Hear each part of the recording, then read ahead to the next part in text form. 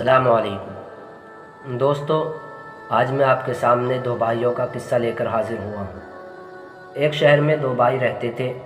دونوں بھائی آپس میں 40 سال سے محبت سے رہتے تھے۔ ایک بہت بڑا زمین کا حصہ تھا جس میں ان دونوں کے گھر تھے۔ دونوں خاندان ایک دوسرے کا خیال رکھتے تھے۔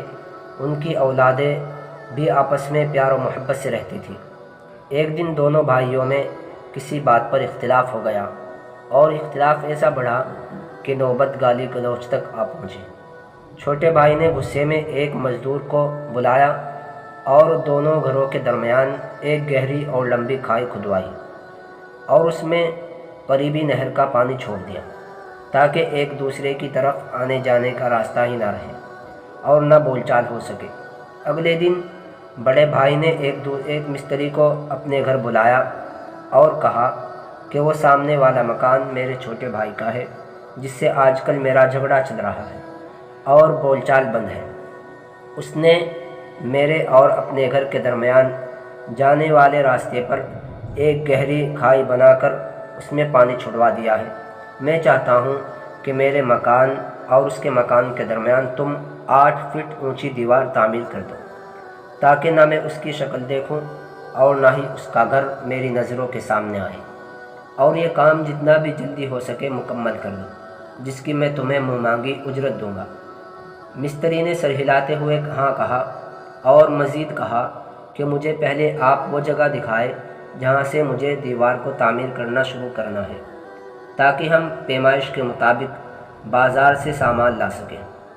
جگہ دیکھنے کے بعد مستری بڑے بھائی کو لے کر بازار گیا اور 4-5 کاریگروں کے علاوہ ایک بڑی گاڑی میں تمام سامان بھر کر لایا۔ مستری نے اس سے کہا کہ آپ آرام کرو اور یہ کام ہم پر چھوڑ دو۔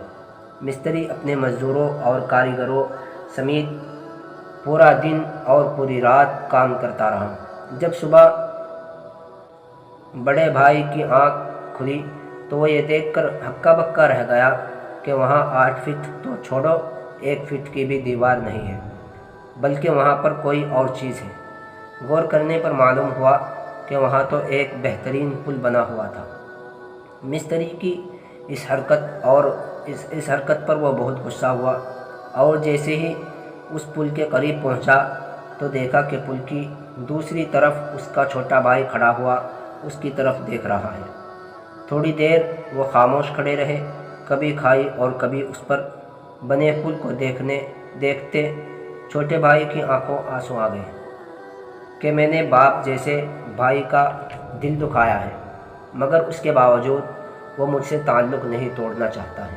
بڑے بھائی نے جب چھوٹے بھائی کی آنکھوں میں آنسو دیکھے تو اس کا بھی دل بھر آیا اور سوچنے لگا کہ غلطی جس کی بھی تھی، ہمیں ایسے لڑنا نہیں چاہیے تھا۔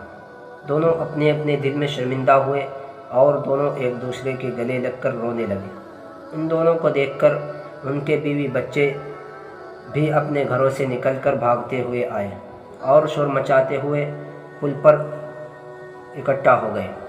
بڑے بھائی نے مستری کو ڈھونڈا تو اس نے دیکھا کہ وہ اپنا سامان لے کر جانے کی تیاری کر رہا ہے۔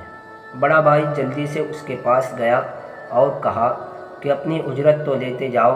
مستری نے کہا اس پل کو بنانے کی اجرت میں آپ سے نہیں لوں گا، بلکہ اس سے لوں گا جس کا وعدہ ہے کہ جو شخص اللہ کی رضا حاصل کرنے کے لیے لوگوں میں صلح کرائے گا تو اللہ تبارک و تعالی جلدی ہی اسے اجر عظیم سے نوازے گا۔